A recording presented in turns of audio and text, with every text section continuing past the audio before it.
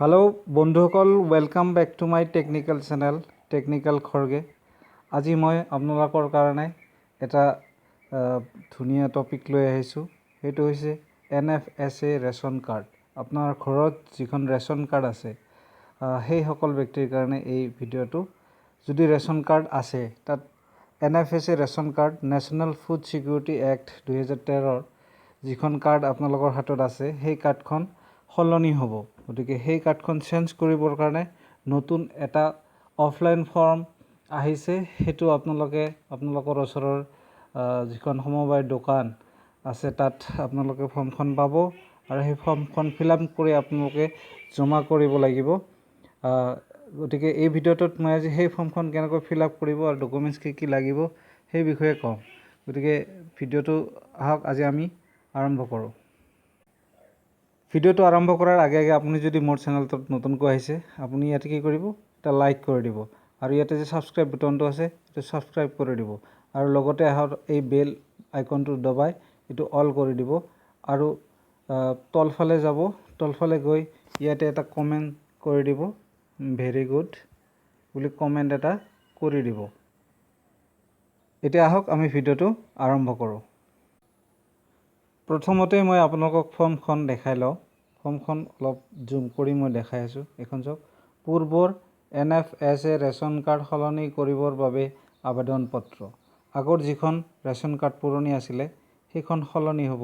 হয়তো এইবাৰ digital ration card হ'ব পাৰে আৰু সেইকাৰণে নতুন ফৰ্ম এখন আবেদনৰ কাৰণে জনাইছে। গতিকে সকলো দি আছে, আপোনালোকে যদি দিয়া নাই তেতিয়াহ'লে এই ফৰ্মখন ফিল আপ কৰি আপোনাৰ দি দিব।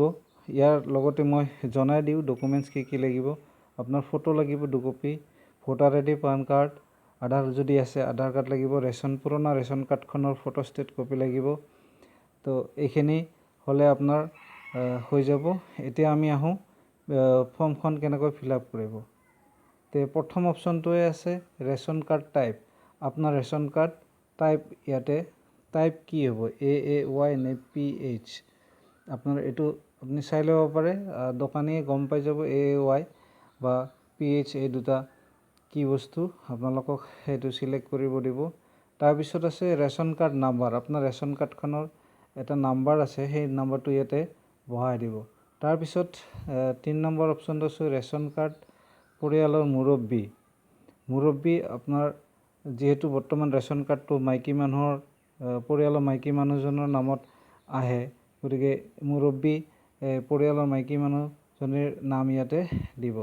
তাৰপিছত পৰিয়ালৰ মুৰব্বীৰ সদস্য সংখ্যা ক্ৰমিক নম্বৰটো ইয়াতে দি দিব, কাৰ্ডখনত থাকিব। তাৰপিছত আহিল আপোনাৰ বেংক একাউণ্ট ডিটেইলছ। ইয়াতে চাব, বেংক একাউণ্ট, বেংকৰ নামটো দিব, শাখাটো দিব লাগিব, একাউণ্ট নম্বৰ আৰু IFSC কোডটো লাগিব। ইয়াতে আপোনাৰ যি বেংক হয়, মই ইয়াতে চাওক চেণ্ট্ৰেল বেংক দিছোঁ, শাখাটো দিছোঁ, একাউণ্ট নম্বৰ দি দিছোঁ, IFSC কোডটো দি দিছোঁ। তাৰ পিছৰ অপশ্যনটো আছে date of birth of head. পৰিয়ালৰ মুৰব্বীৰ ইয়াতে জন্ম তাৰিখটো দিব লাগিব। আপোনালোকে এই জন্ম তাৰিখ বা বয়সটো দিব লাগিব আৰু তাৰ তলত দিব লাগিব মোবাইল নম্বৰ বা দূৰভাষ নম্বৰ। ইয়াতে মোবাইল নম্বৰটো দিব। যদি আধাৰ নম্বৰ আছে তেতিয়াহ'লে এই অপশ্যনটোত আধাৰ নম্বৰ দিব লাগিব। তাৰপিছত আপুনি ইয়াতে লিংগটো সিলেক্ট কৰিব হেডৰ। ইয়াতে ধৰক পুৰুষ মহিলা, যিহেতু হেড মই মাইকী মানুহজনীক দিছোঁ গতিকে ফিমেল মহিলা আপুনি সিলেক্ট কৰি ল'ব। তাৰ তলত আপুনি ইয়াতে আপোনাৰ এড্ৰেছটো দি দিব, এইটো গাঁও, পোষ্ট অফিচ, আপুনি জিলা এইখিনি দি দিব। তাৰপিছত ইয়াতে আহিব আপোনাৰ ফাদাৰ নাম, তাৰপিছত village, ward number, house number, মহকুমা, তাৰপিছত ডিষ্ট্ৰিক্টখন দিব লাগিব। মই এইফালে এইখিনি দি দিছোঁ। সমষ্টি নামটো ইয়াতে দিব লাগিব। তাৰপিছত আহিল গ্ৰাম পঞ্চায়ত, আপোনাৰ গাঁও পঞ্চায়তৰ নামটো দিব লাগিব। তাৰপিছত আপোনাৰ যিখন দোকানৰ পৰা বস্তু লয় সেই দোকানখনৰ এটা ID থাকে, সেই IDটো আৰু দোকানীৰ নাম ইয়াতে দিব লাগিব।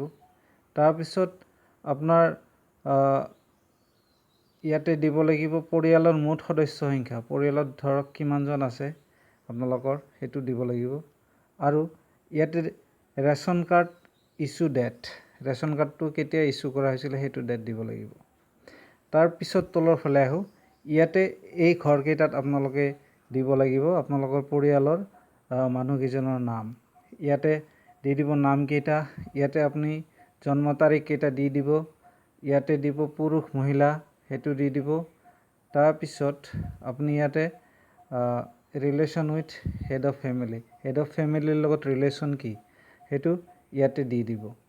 যিটো হয় মানে যোন এপ্লিকেণ্ট হয় তেখেত মুৰব্বী হ'ব আৰু তেখেতৰ লগত বাকীবিলাকৰ সম্পৰ্ক কি ইয়াতে দি দিব। আৰু ইয়াতে যদি আধাৰ নম্বৰ চবৰে আছে ইয়াতে আধাৰ নম্বৰটো দি দিব পাৰে।